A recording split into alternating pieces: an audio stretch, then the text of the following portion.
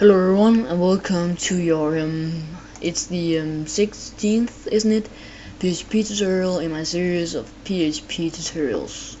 Well, what I'm learning about today is something that not a lot of people use, but actually it sometimes it can replace kinda, or be better to use than an if statement. And now I better give you a name once I've given it so much nice feedback. And what we're learning about is conditional operators. So well, we can't use any of this in our tutorial on conditional operators, so simply erase it all. Now create a variable called x, set it equal to 10. Create a variable called y, set it equal to 20. Now create a function called correct,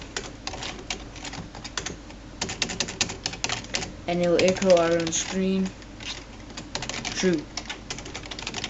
Also, we should have a function called incorrect,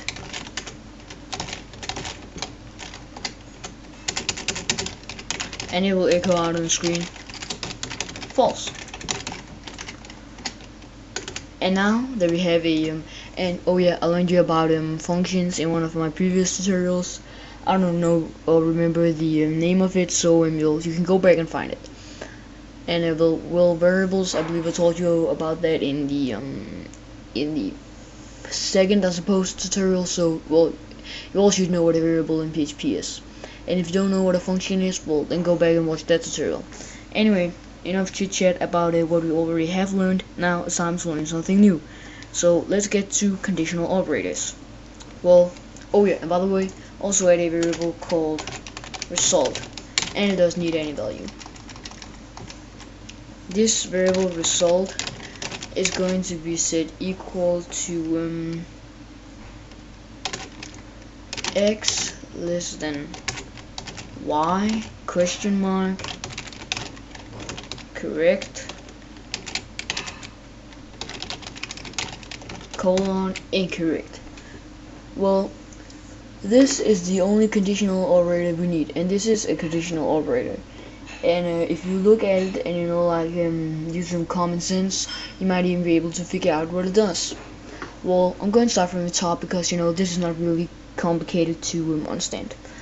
First of all, we have a variable called y, and it is set equal to 10. Then we have a variable called x, which is set equal to 10, and a variable called y set equal to 20. Then we have a variable called result, and it has no value. Then we have a function called correct, and all this function will do is that it will echo out on screen true. And then we have another function called incorrect, and all that will do is to echo out on screen false. And now down here we assign result to a value.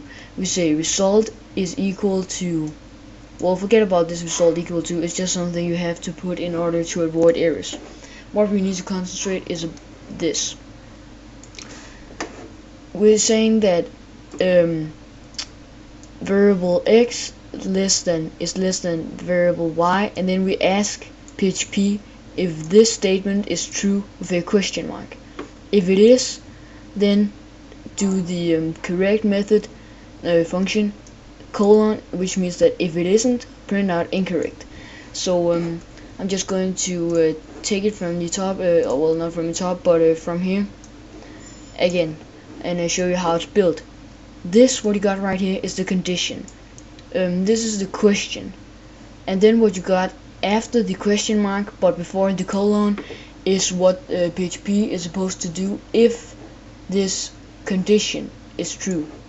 And then what you do after the question mark and after the colon right here is what PHP is supposed to do if this condition right here is false.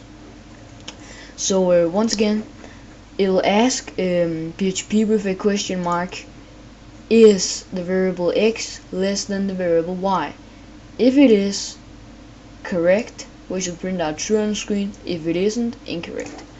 So open Mozilla Firefox or whatever web browser you have and go to localhost/helloworld.php, and also make sure that your XAMPP control panel application is looking like this with the Apache service running.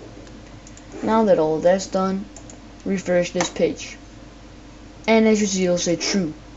And again, that's because that it'll ask PHP with a question mark. Is this statement true? Is x less than y? If it is, go to correct, which is it will print out true. If it isn't, which is after the colon, then print out incorrect, and incorrect will print out on the screen false. So well, that was that, and to see that it works, try and put a bigger than sign here and refreshing the page. Now say false, and that's because that the variable x is set equal to 10 and the variable y is set equal to 20, and we are asking PHP, is the variable x bigger than y? If it is, go to this action. If it isn't, go to this action, and this action will print out incorrect. And remember, what you type before the colon and before the question mark is the condition. That's what you got right here. This is the condition. Then what you type after the question mark but before the colon is what PHP is supposed to do if the statement or the condition is true. What you type after the question mark and after the colon is what PHP is supposed to do if the condition right here is false. So well, that was your tutorial on conditional operators, and I'll see you in my next PHP tutorial.